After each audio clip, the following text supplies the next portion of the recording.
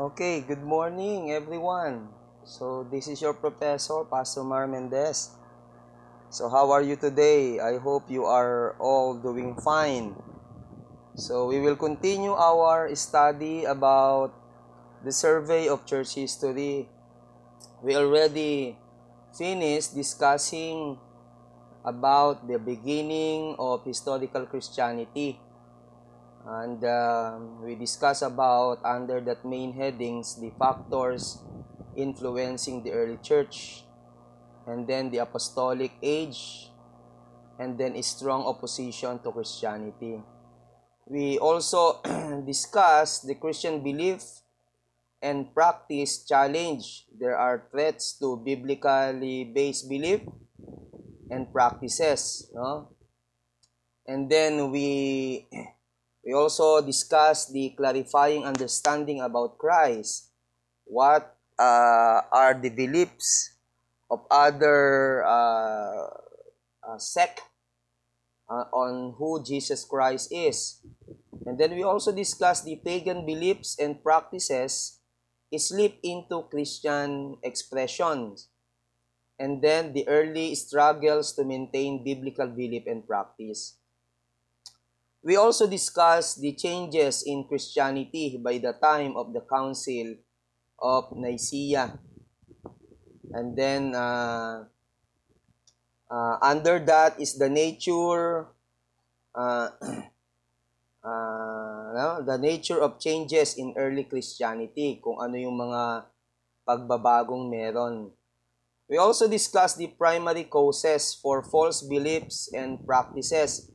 Ano yung mga dahilan ng mga maling mga paniniwala at mga gawain sa panahon ng AD 325. We also discussed last time the period of papal development from 325 to 1215, which include the Nicene Council, and then the Catholic Church characteristics developed, and then the doctrinal conflicts, the causes and results. Today, we will discussing about the Roman Church growth from 451 to 1050 AD. We'll be discussing about the factors aiding growth in this period, and then the changes and stress resulting from growth. So, before we continue with our lesson, let us pray to God this morning. Okay, so we'll be discussing about the Roman Church growth.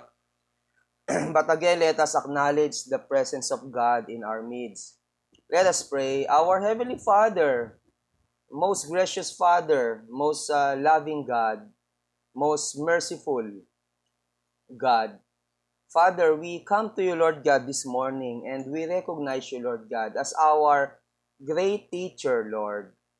And we ask, Lord, today, as we continue to study the history of the church, may you help us, Lord God, to increase our knowledge of information about church history, and help us to understand what practices should we accept and should we practice in our Christian living, Lord. Father, we ask that you'll continue to help us, Lord, reveal your will and plan upon the present church age, Lord. Father, thank you, Lord God, for your love that you will increase our idea about church history. We commit to you everything, Lord, that we're going to discuss today, Lord God. And we praise you and we glorify you. And this is our prayer in the most precious holy name of our Lord Jesus Christ. Amen and amen. Okay, so good morning ulit, no? Our lesson is about the Roman Church growth from 451 AD to 1051. AD. There are many factors aiding the growth, okay, in this period. So,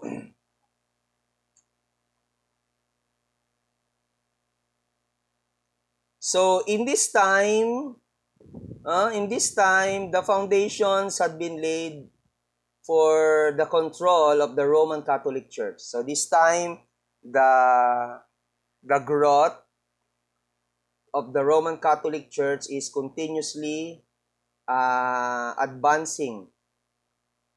So the period we will look at now is from 451 to 1050. Startles with its confusion and violence. So inside of the Roman Catholic Church, there are confusions and violence. You will want to note the causes of this confusion and violence. Also, you will need to understand how the Catholic Church changed and benefited in gaining secular power over a larger area from the pressures that affect this period of history. So, what is the first factor aiding the growth of the Roman Catholic Church in this period? Number one is what we call the Germanic tribal invasion. So, we remember that the growth of early Christianity received aid from the trade and peace through or brought by the Roman Empire. So at first, the government that opposed Christianity, but when Constantine began the decision that resulted in its becoming the state religion. So remember that the Roman Empire is the enemy of Christianity. But when Emperor Constantine declared himself as Christians, he changed the Roman Empire state religion from pagan religion to Christianity, but not purely biblical Christianity, only syncretism, syncretizing the faith of pagan into Christianity. So that's why there are pagan practices inside the Roman Catholic Church. So when great historical event changed Rome's situation, the Roman Catholic Church had to face changes also. What we are beginning to study shows those changes and how the Roman Catholic Church gained from them. Now, in the 5th century, the Roman Empire lost its battle to keep out great tribal groups pressing in from the north. They came from an area called Germania, or present-day Germany. And from the area in the east, which is now Russia. Okay? So, throughout the 3rd and 4th centuries, from 200 to 300, the Romans fought most of the time to prevent the invading tribes from entering the empire. The tribes were called Goths. So the Western Goths were called Visigoths, Lombards, and others. No, in the beginning of the 5th century, this is almost 400 years AD, the Roman troops began to lose their battle to keep the tribes out. The defeat of the city of Rome to Alaric the Goth and his forces in 410 demonstrate to us the Roman failures to stop the tribes early in the 5th century. The capture of Rome affected Roman Catholic Christianity greatly. So there are two factors help to explain why the tribal invasion did not destroy Roman Catholic Christianity along with the civilization of the day. So the first reason, some of the tribes were Christian themselves. So we can remember the missionary effort of the Ulfilas, the Arianism missionary, so had made many of the German tribes Christians, at least in an Arian form. Okay, so meaning they become Christians through the missionary effort of Ulfilas, which they thought that Jesus is not divine. So this Arianism, remember that they denied the divinity of our Lord Jesus Christ. So a second factor that helped protect Roman Catholicism was the manner in which the tribes invaded. They did not destroy everything, nor did they try to kill all the people. Instead, they choose the elements in the culture they like and intermarried with the people. So this is how the Germanic tribal invasion happened. So they use two factors. Number one is because the Germanic people are all Christians in the sense they are Arians. And the second one is through through intermarriage. Okay? So now, what are the benefits of this Germanic invasion to the Roman Catholic Church? Okay, so there are two things. The early 5th century invasion brought two most important benefits to the Roman Catholic Church and its system. Okay, so number one, we can see the great growth in A, number of members. And B is that organization. And C, the prestige. No? The prestige. No other bishops was able to threaten the high position of Rome's bishop. And the second thing is that escape from the emperor's state control. So the German tribes marched in as conquerors of Roman armies. So however, the beautiful and solemn service of the churches along with its sacramental system affected them so deeply that they were conquered by the Roman Catholic Church and became a new large body of Roman Catholic. So great growth in the number of Roman Catholics stimulated growth in the church organization also. The new churches were established, new priests trained, and new catechism written. So as the Roman Catholic Church grew in number and organization, it also gained prestige. So while the German tribes ruled the conquered Roman territory, they became subject to the Roman Catholic Church system and its hierarchy or government. So the bishop in Rome gained such great prestige that no other bishop in the West was able to challenge his authority.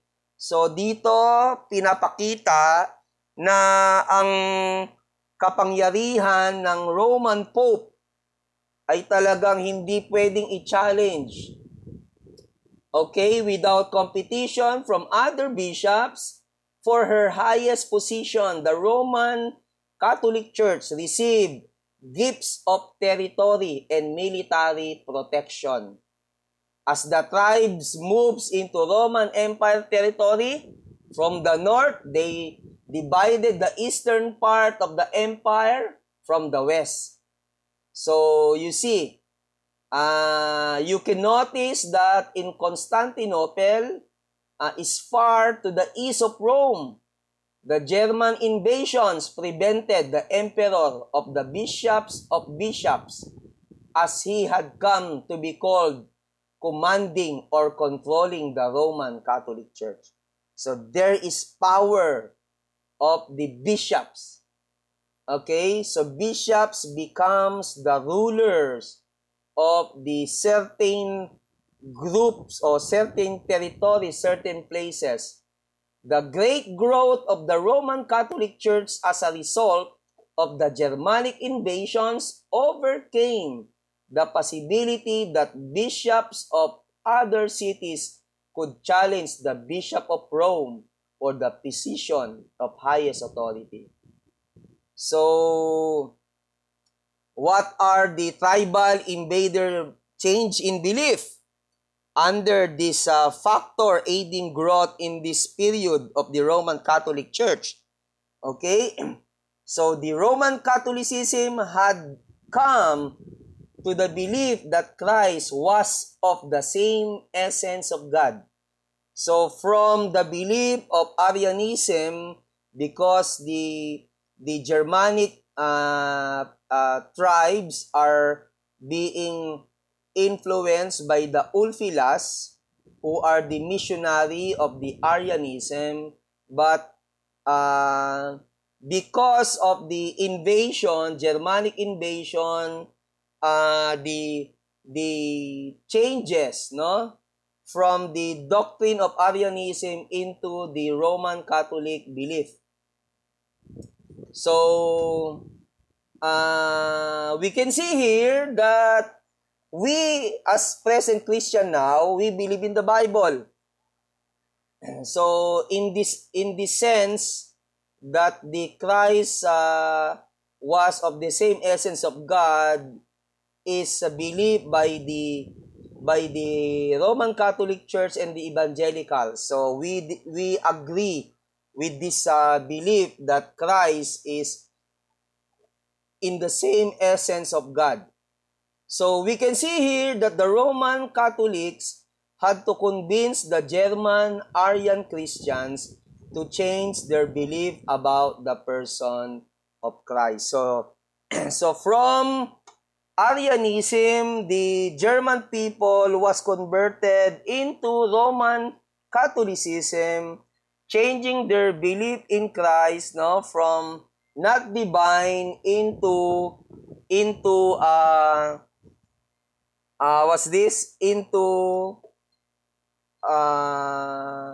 Trinitarian belief. Okay, from oneness, God the Father only, change into Trinitarian. Okay? So, another factor that aids the growth of the Roman Catholic Church in this period is what we call the monasticism. Okay? So, monasticism. So, monasticism developed more slowly in Western than in the Eastern Europe. So, meaning monasticism was established in the German part. So, there are two factors seems to aid in its development, no? So, the factors aiding monastic development. So, number one, with the end of persecution and possible martyrdom, monasticism became the most complete way of self-denial and suffering for Christ. Men could achieve the superior virtue of losing their lives monastically in order that they might save their soul. So, this concept, no, yung tinatawag na self-denial. So, that's why until now, merong mga monastic place, mga kumbento. Okay, so what is their purpose? For self-denial, which help them save in their souls. And number two, they establish the monasticism because they are dissatisfied. Hindi sila nasiyahan with Christianity in the churches and ordinary life. Men look for a more real personal communion with God. So, bakit nagtayo ng mga monastic places? Kasi may mga tao na hindi natuwa, hindi nasiyahan sa pamumuhay ng mga nagsasabing Christian. Kasi, again, ang nag-e-exist na dominant religion sa time na ito ay ang Roman Catholic Church. Yung mga Christians na biblical Christians ay sila ay nahaluan ng pagan practices, kaya even sila ay napasama yung kanilang mga buhay. So for example, leader in the West like Athanasius, Jerome, and Martin of Tours preach the superior virtue of losing one's life monastically so that one might save one's soul. So naniniwala ang mga tao na ito na kapag ka gusto mong iligtas ang iyong kaluluwa, ay kailangan mong magkaroon ng tinatawag na monastic life. So many saw what they felt was a lack of discipline in the churches, along with pagan practices. They felt that German tribal invasions were judgment of God on impure and weak Christianity, and many looked to monastic or monasticism for a more personal communion with God. Many entered the monastic way of life to escape from and protest against the quality of Christianity in churches of their day. So bakit nagkaroon ng monasticism or monastic life sa time na yan? No? Dahil maraming mga tao ang kine-question ang pamumuhay ng mga Christian nung mga panahon na iyon.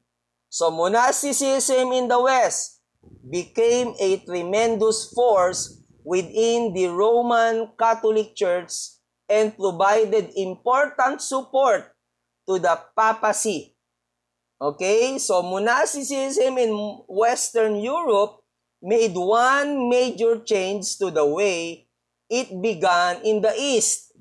So again, itong monasticism concept, nagsimula ito sa East. In the East, it had been a layman's movement. In the West, anyone who entered the monastic way of life became a priest. This change in its character caused monasticism in Western Europe to become a strong supporter of the Roman Catholic Church system. So, ang pinapalakas sa monasticism sa West ay ang Pope. Dahil dito, nag-aaral ang mga nagiging pari. So, meron tayong tinatawag na the Cluny Reform. So, nung time na ito, mga 5th century pa rin, in the time of Benedict, so makikita natin na corruptions of many kinds had come into the monastic movement. So that's why may tinatawag na Cluny or Cluny or whatever. A change in the organization was made in order to overcome those corruptions. So nagkaroon ng malaking pagbabago sa organization ng monastic system. So makikita natin sa diagram, so before Cluny, wala pang Cluny reform, yung Pope ay may power sa mga bishop ng mga diocese. At ang bishop ng diocese ay merong power sa monastery. No? Iba't ibang monastery, monastery 1, monastery 2, and monastery 3. So, nung nagkaroon na ng Cluny reform, so, yung Pope lang ang may power over sa bishop na meron sa monastery 1. So, yan yung sistema. Mapapansin natin dyan that the monasteries were controlled by the bishops in whose territory they were located. So the Cluny changed place each monastery directly under the control of the Pope himself. So bago mag-Cluny, yung bishop ng mga diocese, sila yung may control sa monastery, but after the Cluny, the Pope has the control. So the change from bishop to Pope control over the monasteries resulted in the development of loyalty and obedience of the monasteries to the Pope. So dyan makikita natin doon sa wala pang reform, kanino nakasuporta ang mga monastery, nakasuporta sila sa bishop. Nahaharang ng mga bishops ng diocese yung Pope. Pero nung nagkaroon ng change ay ang authority na ay nasa Pope na. So, maaalala natin that the monastic movement led in major victories for the Roman Catholic Church. Therefore, we see the strength gained by having the monasteries under the direct control of the Pope. So, the abbot of the Cluny monastery became the head of all those monasteries that followed the Cluny principles. Okay? He swore allegiance to the Pope, which gave the Pope great help in overcoming church and state authority that might oppose him. So these are the Cluny reform.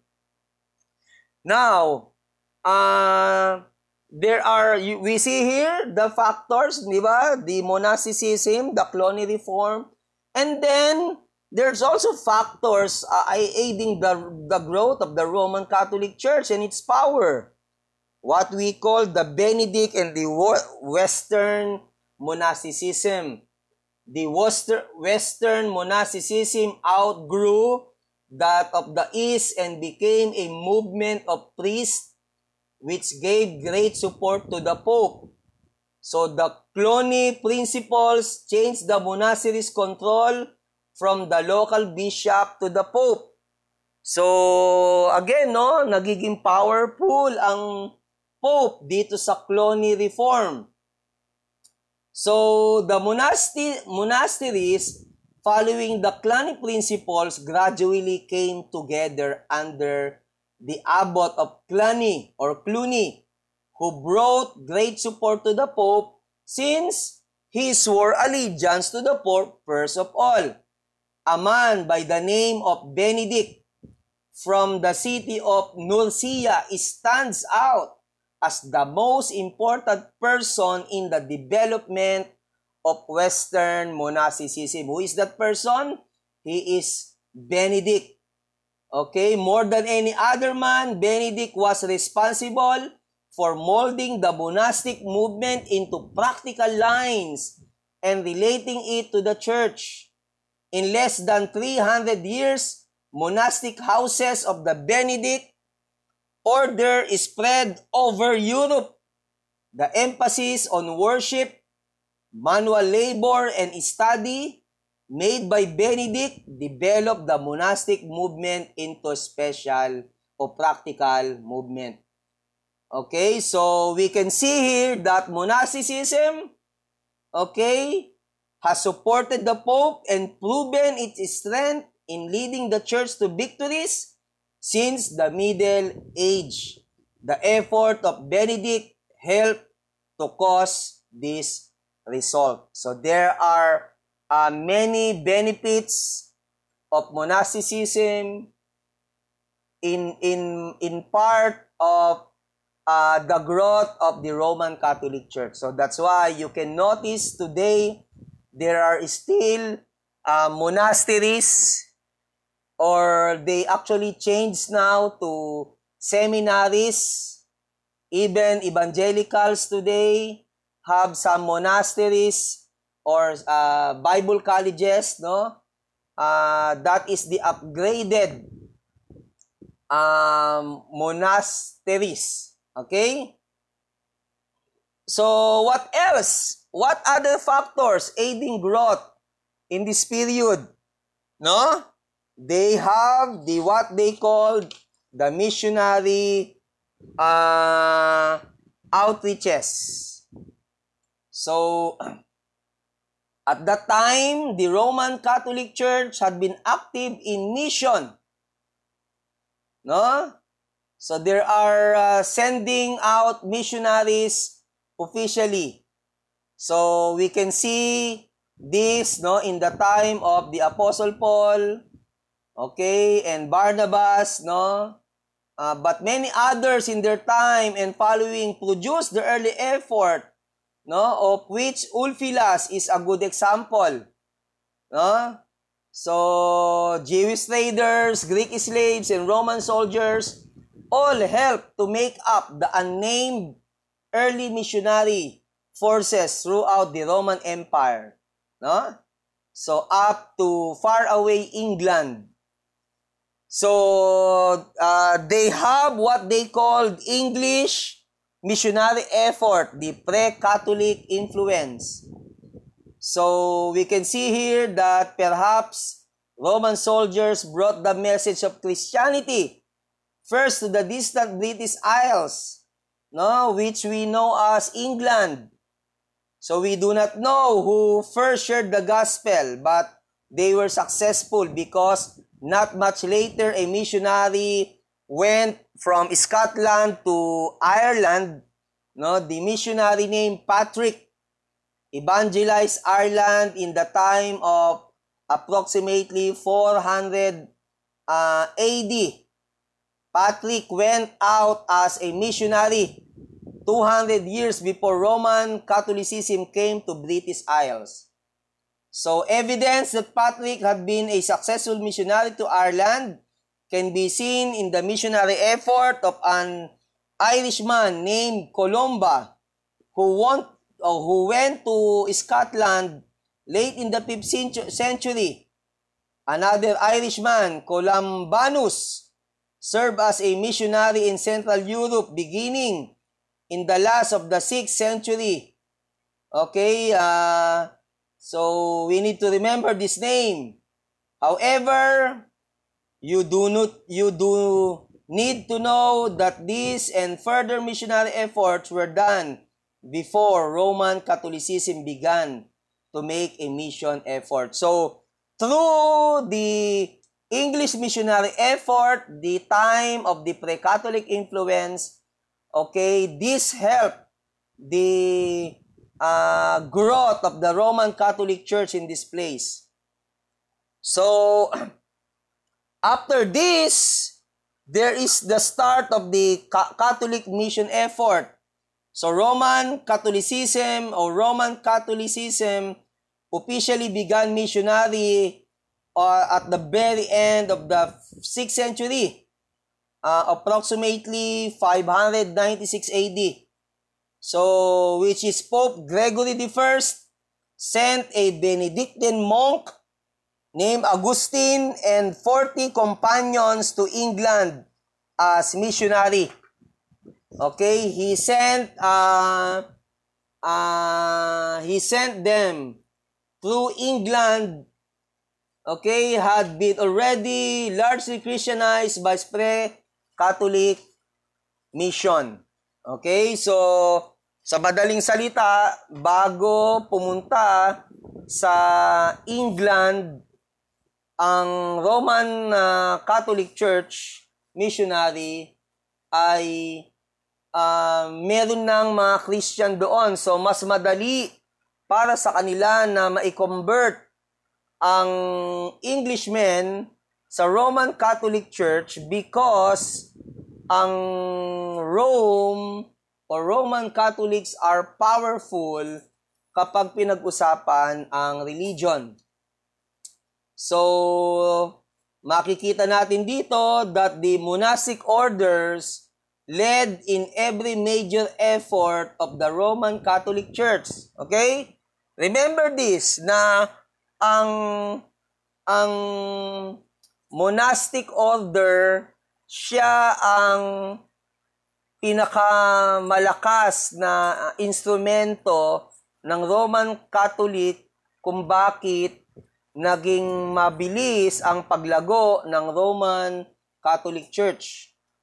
So, yung mga tinatawag na Benedictine monastic order, so yung mga Benedictine monk led the first missionaries to England at the close of 6th century.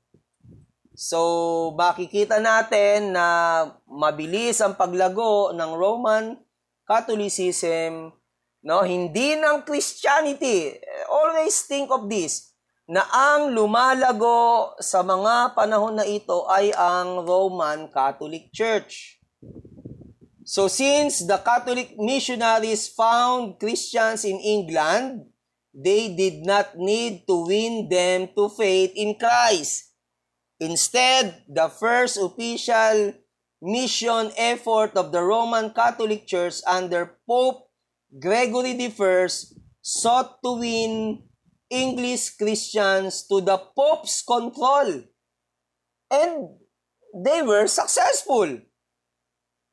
So at the Synod of Whitby, England in 664, church leaders decreed that Roman Christianity should be practiced in all of England.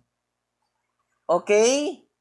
So makikita ninyo na because of the power of the Pope na i-declare ng Roman Christianity na kailangang i-practice nila ito sa England. Actually, they surrendered an older kind of Christianity. Yung tinatawag na second and third Christianity sa England, isinuko nila sa Roman Catholic. No? Kaya nagkaroon ng Roman Catholicism sa England at nawala yung tinatawag na second and third century Christianity na meron ng effort doon ng English missionary effort. So mas mabilis ang conversion ng mga tao sa England patungo sa Roman Catholicism. So Roman Catholic Church mission continued reaching non-Roman Catholic churches and claiming their allegiance as well as winning pagans. So si Boniface stand out as the greatest Roman Catholic missionary from England. He served as our example of many such missionaries from England who brought great areas of population in Europe under Roman Catholicism. So, paano nagkaroon ng paglago ang Roman Catholic Church? Dahil doon sa Benedictine Order of Monasticism. Pangalawa, yung missionary outreaches. And we can also add what we call the political assistance. Okay? Political assistance of what? Of Clovis. So many of the gains made by the Roman Catholics came by means other than missionary and their works. Hindi lamang sa mission nag-grow ang Roman Catholicism. So the church use of official and military factors was also the important matter. So we can see while the German invasion made great trouble for a period of time, the church gained much. So the church leader gained prestige and power when the secular ruler ran away from Rome as the Visigoth. Yung mga German people, barbarians, no, attack the cities. So yung church leaders became civil rulers also. No? So with the secular rulers absent, the church leaders became city leaders. They gained civil and political authority. Okay, so sa mga panahon na ito, sa pagtakas ng mga Visigoth dahil inaatake nila ang Rome, nawawalan ng leader ang mga area, mga places. So yung mga spiritual leaders becomes the secular leaders. So for example, so si Clovis isa siyang great Frankist, no? The Frank which people of France, no, he is a chieftain, decided to accept the Christian God. So tinanggap niya ang Christian God. So galing si Clovis sa what's this? Sa isang pagan belief. His whole army became Christian with him near the end of the 5th century. So kasama yung kanyang mga sundalo ay na-convert sila sa Christianity. So as the secular rulers fled from Rome, the Pope had gained political strength. So si Clovis, the isang Frankish chief, kasama yung kanyang mga army become Christians. So ang Catholic Church gained military powers. No? So unfortunately, we are certain that Clovis' army became Christian in name only. So paano naging Christian yung mga sundalo ni Clovis? Sa pangalan lang. Their chief was Christian, so they had to be Christian also. So ngayon si Clovis ay nakatulong kasama yung mga army niya para sa kapangyarihan ng Pope. Nagkaroon ng alliance si Clovis sa Pope kasama ang iba't ibang mga tribal leaders para magkaroon ng tinatawag na political freedom. So yung papacy ay nagkaroon ng dalawang bagay, no? Nagkaroon siya ng kapangyarihan, malakas na military power, okay, si Clovis at saka yung kanyang mga army. So una mapapansin natin na si Clovis, okay, kasama yung kanyang mga army, okay, defeated other tribal groups threatening Rome. Second, the Pope's developing military and political power resulted in the papacy getting territory which came to be called Papal State. So again, no, so naging mabilis ang pag-grow ng Roman Catholic Church because of the military leader, okay, of other country, specifically in the France. Okay, they make alliance with the Pope. So as the person Clovis conquered other places, that places becomes the territory of the Pope. Okay? So when the Pope began crowning the King of France, so the Pope seemed to gain the authority that it could make or unmake emperors. So the authority was seen when the Pope crowned Charlemagne. Okay? He crowned Charlemagne as King of France. So, he declared Charlemagne as king by the Holy Roman Emperor on Christmas Day in the year 800. Okay? Think about this. Okay? Christmas Day was celebrated already before Protestantism. Christmas Day is the tradition and doctrine of the Roman Catholic Church. This is not the doctrine of the Protestant. But some Protestant adopted this kind of tradition. Okay? So now, nang italaga ng Pope, koronahan ng Pope, yung ulo ni Charlemagne, it was quite obvious that the Pope had greater authority.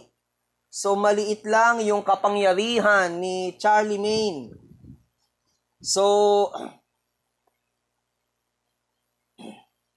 si Charlemagne ay nag-rule nung 771 hanggang 814. The greatest Frankish ruler, Charles the Great, was also called Charlemagne. The Roman Catholic Church profited na kinabang much from its close tie with Charles the Great or Charlemagne. No, the tie became visible when the Pope crowned him emperor on Christmas Day of the year 800. So, makikita natin na si Charles' accomplishment in the fact that he doubled the size of his empire. So, dahil lumawak yung empire ni Charlemagne, nakinabang ang Roman Catholic Church dahil lahat ng secular military na pag-aari ni Charlemagne, yung mga bansa na nasakop nila ay naging Roman Catholic Christian. No? So ginamit ni Charlemagne ang kanyang kapangyarihan, ang kanyang military power to assist the church when he forced the Saxon people in northwestern Germany to accept Christianity. Okay? So, grabe, no? So, yan yung makikita natin na factors. Okay? So, maybe I will end here. Okay?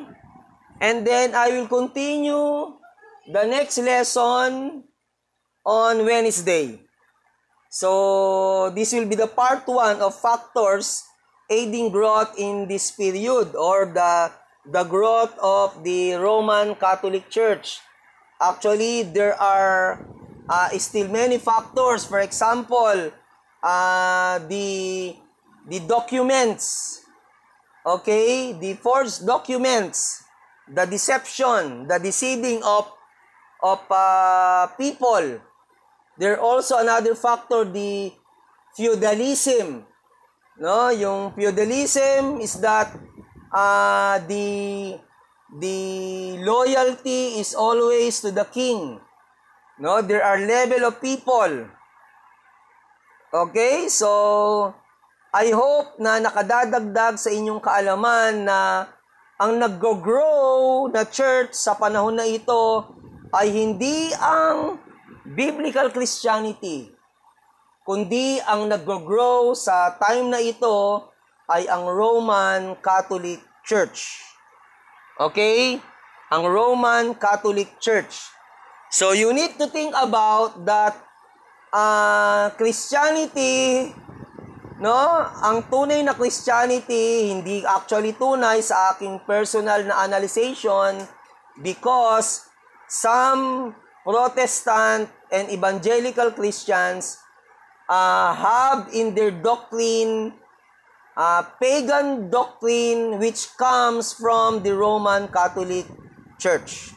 So later we will study that, and thank you very much for thank you very much sa pakikinig ninyo. Nagtsatsaga kayong makinig sa aking recorded lecture, but I pray to God na kayo ay maraming matutunan. Okay? So, bye-bye for now. I will continue this on the next session. Okay, bye-bye and God bless.